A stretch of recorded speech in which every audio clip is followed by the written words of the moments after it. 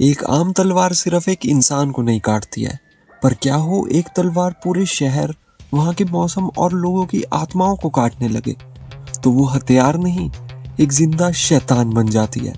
जिस सीरीज को anime community ने एक इंटरनेट मीम समझकर हंस दिया था, आज वो मॉडर्न मांगा इंडस्ट्री का सबसे ब्रूटल नाइटमेयर बन चुकी है।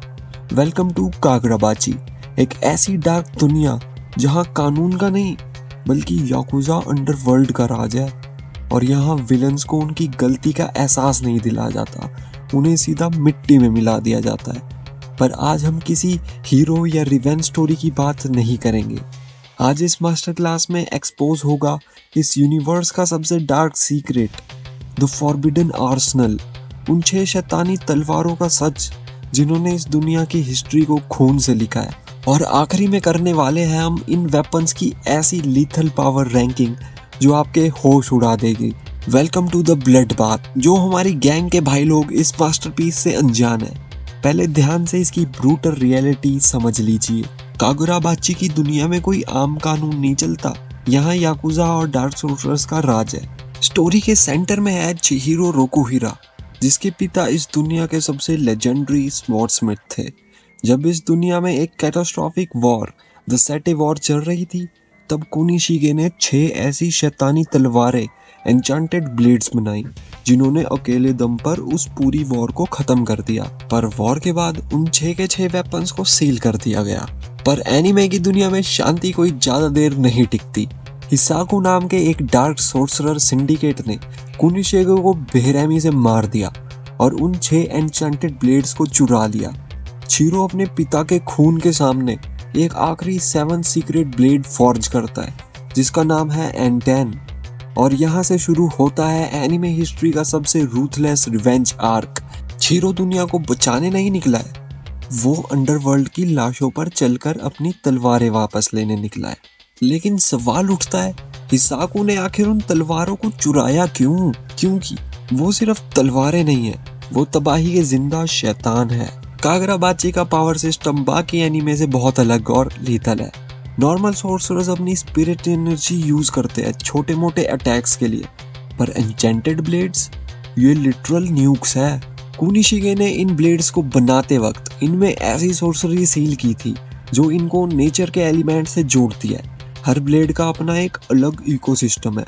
इन्हें चलाने के लिए एक नॉर्मल इंसान की सोल का कनेक्शन जुड़ता है, जिसे लाइफ टाइम कॉन्ट्रैक्ट बोलते हैं। एक बार किसी ने तलवार पर कॉन्ट्रैक्ट बाइंड कर लिया, तो जब तक वो यूजर जिंदा है, कोई उसकी चोको नहीं दे देता, कोई और उस तलवार को यूज कर ही नहीं पाएगा उसकी फुल पावर पर। इस एक वजह से अंडरवर्ल्ड में एक मौत का नंगा नाच चल रहा है।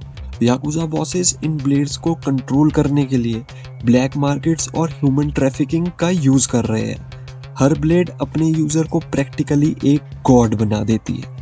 लेकिन इन 7 ब्लेड में से सबसे खतरनाक कौन सी है? चलिए शुरू करते हैं ऑफिशियल पावर रैंकिंग। अब आते हैं इस मास्टर क्लास के सबसे ब्रूटल और एंटिसिपेटेड हिस्से पर।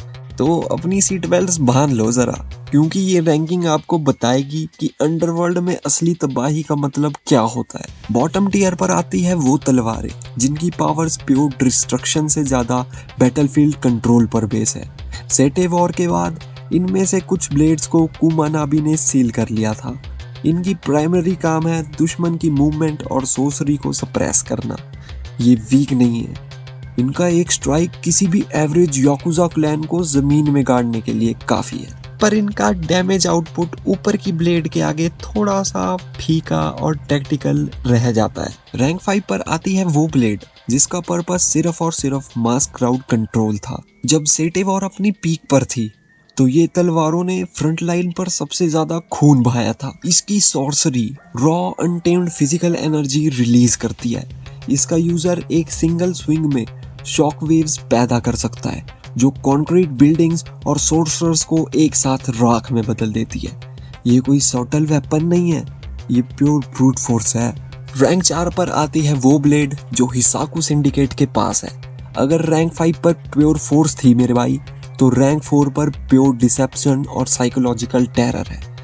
इसकी सॉर्सरी एलिमेंट्स को नहीं बल्कि आसपास के स्पेस और डायमेंशन को अल्टर करने की ताकत रखती है। यही एक वजह है कि हिसाकु इतने लंबे टाइम तक शैडोज में ऑपरेट कर पाया। जब आप इस ब्लेड के सामने होते हैं तो आपको खुद के सेंसेस आपके दुश्मन बन जाते हैं। टॉप 3 में एंट्री मारती है कुरेगुमो, जिसे क्लाउड गॉजर भी कहा जाता है। इसे याकुजा बॉस सोजो ने विल्ड किया था। ये तलवार किसी इल्यूजन पर नहीं, प्योर डिस्ट्रक्टिव नेचर पर चलती है। इसके 3 मेन फॉर्म्स है, मी लाइटनिंग, युई आइस वाटर और कू क्लाउड्स। ये ब्लेड्स आसपास के मौसम को वेपनाइज कर देती है। एक स्विंग में बिल्डिंग के 2 टुकड़े और एरिया फ्रीज। अगर तुम इसके सामने खड़े हो जाओ तो इसका मतलब है तुम किसी इंसान से नहीं, एक चलते फिरते नेचुरल डिजास्टर से लड़ने वाले हो। नंबर 2 पर है चिरो की खुद की तलवार N10।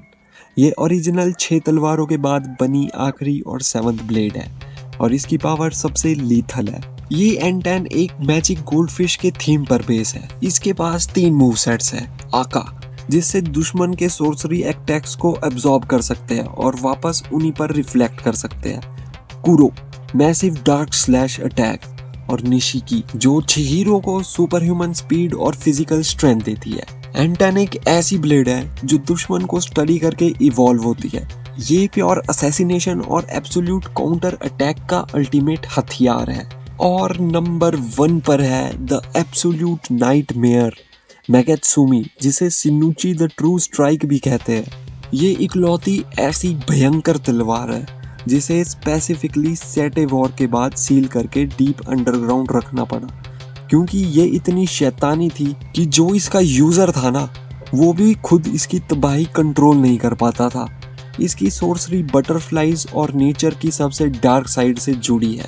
ये अकेले अपने दम पर लाखों लोगों को सेकंड्स में मिटा सकती है। हिसाकु का जो अल्टीमेट गोल है वो इसी तलवार को अनसील करना है। जिस दिन मैगेत्सुमी अपनी फुल पावर में आई, वो दिन कागरोबाची की दुनिया का आखिरी दिन होगा। तुम अब ये बात ध्यान से सुन लो, कागरोबाची कोई आम रिवेंज स्टोरी नहीं है। ये एक डार्क सिनेमैटिक एक्सपीरियंस है जहाँ ब्लड, ब्लेड्स और सोर्सरी का ब्रूटल कॉकटेल सर्व किया गया है। आपका इस पावर रैंकिंग पर क्या थॉट है? अगर रोकुहिरा तुम्हारे सपने में आए और तुम्हें बोले, बेटा तुम एक एन्चेंटेड ब्लेड चुन लो ताकि तुम अंडरवर्ल्ड में सरवाइव कर सको, तो आप कौन सी तलवार उठाओगे? जल्दी कमेंट में अपना व्यू ड्रॉप कर दो। और अगर इस मास्टर क्लास ने आपके दिमाग के फ्यूज उड़ाए हुए तो उस सब्सक्राइब बटन को N10 के कुरो स्लैश से काट दीजिए और जल्दी से बता दो किस किस को इस एनिमे का बेसब्री से इंतजार है। जैसी ड्रॉप होगी वैसी तबाही मचने वाली है। मिलते हैं अगली वीडियो के साथ। सायोनारा।